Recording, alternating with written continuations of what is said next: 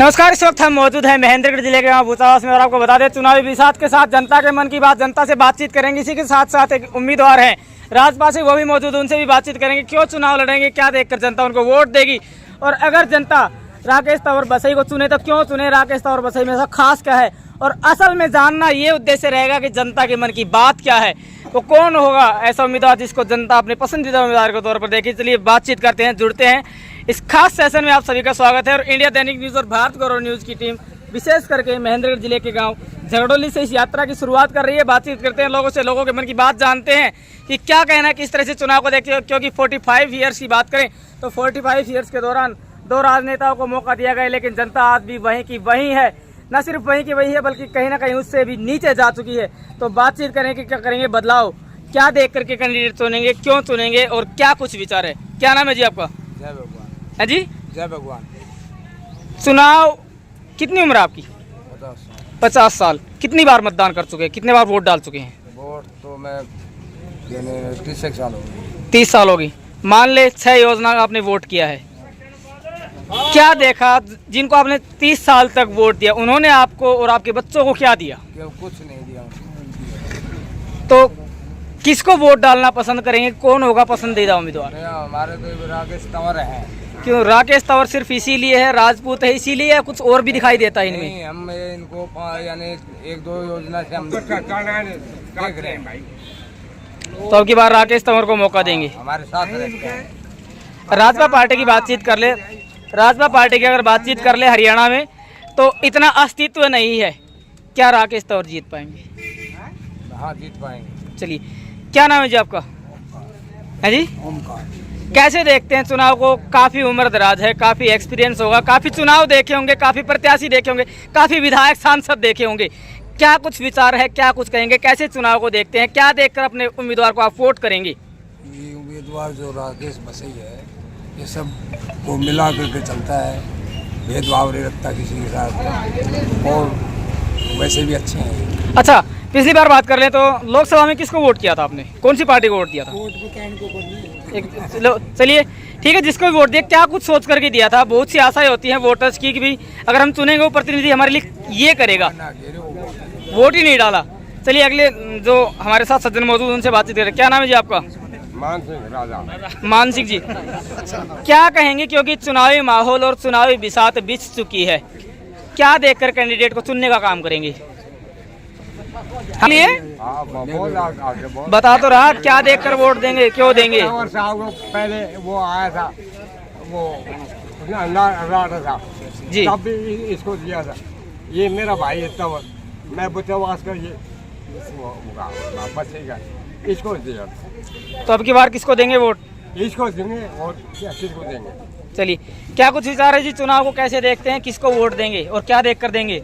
Vote तो जी क्या देख करिए, इन दोनों को पदों के लिए बहुत ज्यादा जी टाइम हो गया जी, सार्वजनिक काम नहीं करवाते कोई जी, किसी कोई बालक को नौकरी नहीं, कुछ नहीं जी।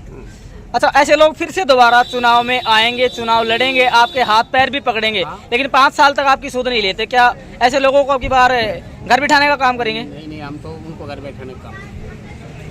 भाई साहब, कैसे देखते हैं चुनाव को, जनता को किन मुद्दों पर अपने प्रतिनिधि को चुनना चाहिए? युवा है राकेश भाई जी, शिक्षित है, अच्छे पढ़े लिखे, ईमानदार हैं, योग्य हैं, और ऐसे आदमी को देंगे जो रिटायरमेंट के लायक है, उनको वोट थोड़ी देंगे, वोट थोड़ी खराब करना, उनको घर बैठाने का काम करेंगे। ये हमारा भाई है, इसको देंगे वोट। युवाओं के मन की बात युवाओं के साथ। जी, क्या नाम है आपका? मनजीत सिंह नाम है जी मेरा। क्या देखकर वोट देंगे? हालांकि आप पटेली विधानसभा से आते हैं, लेकिन क्या देखकर चुनेंगे, प्रतिनिधि को क्यों चुनेंगे? अब मैं इधर जो हरियाणा में जो फिलहाल जो क्षेत्रीय पार्टियां हैं, जो नई सक्रिय है, उनको वोट देने का विचार है। उसके पीछे कारण ये है कि जो बीजेपी और कांग्रेस है, ये किसी भी एक को ना हम उसको जानते ना पहचानते, ना कोई उसके मतलब किसी एक को लाके बैठा देते हैं पत्थर, हम उसके धोख मारते हैं, यानी कि पत्थर को पूछते हैं। लेकिन हम जब तक स्थानीय नेताओं को मौका नहीं देंगे तब तक ये अपनी रणनीति में सुधार नहीं करेंगी। ये नेशनल लेवल की पार्टी है, इसलिए हमें इनको स्थानीय नेताओं को मौका देना सबसे पहली प्राथमिकता है। जी, क्या नाम है भाई आपका? रवि।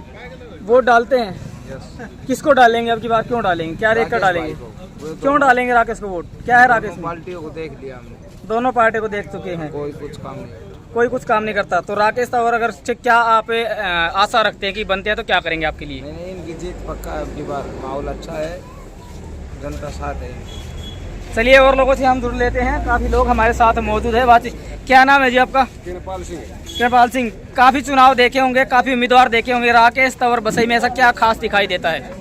ये गरीब के साथ देते हैं जी, नए हैं और छत्तीस बिरादरी का, गरीब का, भाईचारे का, सबका साथ निभाते हैं। अड़ी भीड़ में ये दो है ना, ये तो सिर्फ इनके पास झूठा केस लगवाना, झूठी बेईमानी करनी, मतलब एंडामट्टी करते तो। अच्छा, तो सिर्फ वोट ही देंगे, राजपूत समाज से समर्थन भी दिलवाएंगे? बिल्कुल समर्थन दिलवा, हमारा गाँव तो बढ़िया था समर्थन, छत्तीस बिरादरी को। चलिए और लोगों से भी हम जुड़ेंगे, बातचीत करेंगे।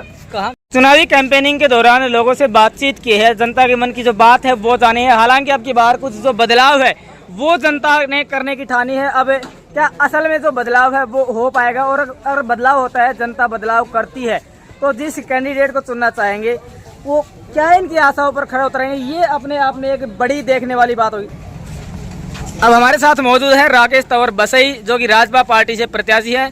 राकेश जी, 45 ईयर्स की बात कर रहे तो दोनों नेताओं के बीच में म्यूचुअल अंडरस्टैंडिंग बनी हुई है और दोनों ही, एक कहावत है जैसे कि एक शेर तो दूसरा वगैरह, क्या कुछ करेंगे? क्या आपकी बार पसीने लाने का काम करेंगे? सबसे पहले तो आपके चैनल के सभी व्यूअर्स, दर्शकों का बहुत बहुत धन्यवाद, जो कि आप इस पूरे कार्यक्रम की कवरेज कर रहे हैं। उन सबको मैं धन्यवाद देता हूँ, नमस्ते करता हूँ। जैसे कि आप बता रहे हैं, पिछले 45 साल से महेंद्रगढ़ की जनता को इन्होंने ठगा है जी, पूरी ठगी करी दोनों ने मिलके।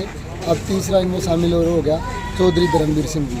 चौधरी धर्मवीर सिंह जी पिछले 10 साल से 5 साल के लिए और चुन लिए, तो वो भी पहले 2 की जुगली थी, अब तिकड़ी होगी।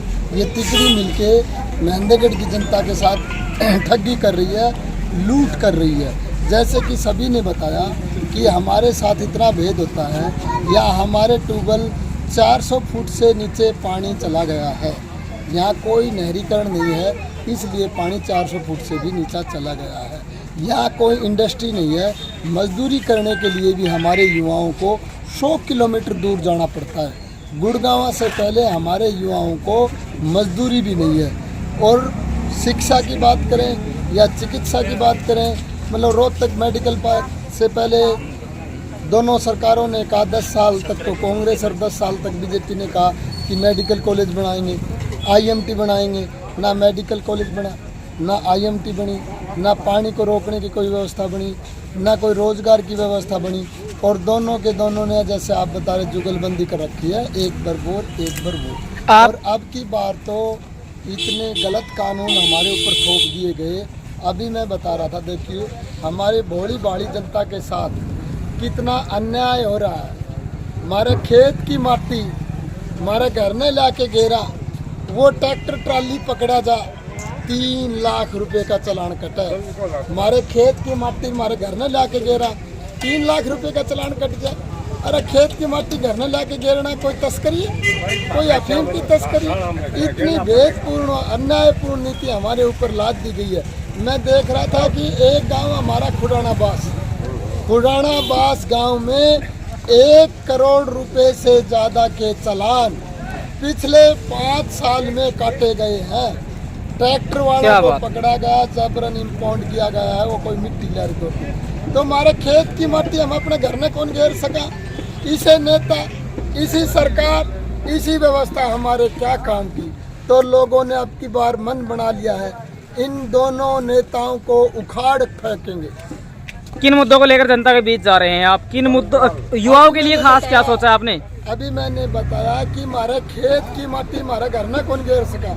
मिट्टी को छोड़ दीजिए, आप युवाओं के लिए बताइए क्या करेंगे? 100 किलोमीटर से पहले हमारा रोजगार को नहीं, 100 किलोमीटर से पहले कोई हमारा मेडिकल की सुविधा को नहीं, पानी 400 फुट से नीचे चला गया, कोई नहरीकरण नहीं, और बोरिंग ठप होते जा रहे हैं। तो मुद्दे तो गिना हुआ तो ईद लेकर दिन लिखड़ा होगा, इतने मुद्दे हैं, इतने मुद्दे हैं। बेरोजगारी की फौज खड़ी है, बेरोजगारों की तरफ इनकी कोई ध्यान नहीं। आज महेंद्रगढ़ जिले के गांव बुचाव से, जो कि महेंद्रगढ़ विधानसभा क्षेत्र के अंतर्गत भी आता है, आप पहुंचे, कैसा कुछ रिस्पॉन्स मिला लोगों का? देखिए, आज 1 तारीख से हमने महेंद्रगढ़ विधानसभा से इस चुनावी अभियान का आगाज किया।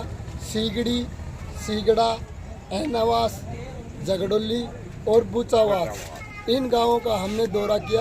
तो इन सभी गाँव में बहुत ही ज़बरदस्त उत्साह और जोश लोगों को देखने को मिला और सबका प्यार और समर्थन जनसमूह का मिल रहा है। आप देख रहे हैं लोगों में ज़बरदस्त बदलाव करने की लहर है और अब की बार बदलाव होगा। इस खास सेशन में जुड़ने के लिए धन्यवाद। जनता के मन की बात जनता के साथ, और असल में जनता जो कि भाग्य निश्चित करती है राजनेता, और वही राजनेता कहीं ना कहीं गर्त में धकेलने का काम करते हैं इस जनता को। तो ऐसे लोग विनती करना चाहेंगे, वोट सोच समझ कर करें, कम से कम ऐसे कैंडिडेट को वोट करें जो आपके हक हकूक और आपके लिए रोजगार की व्यवस्था कर सके। आप देखते रहें इंडिया दैनिक न्यूज़ और भारत गौरव न्यूज़। जय हिंद, जय भारत।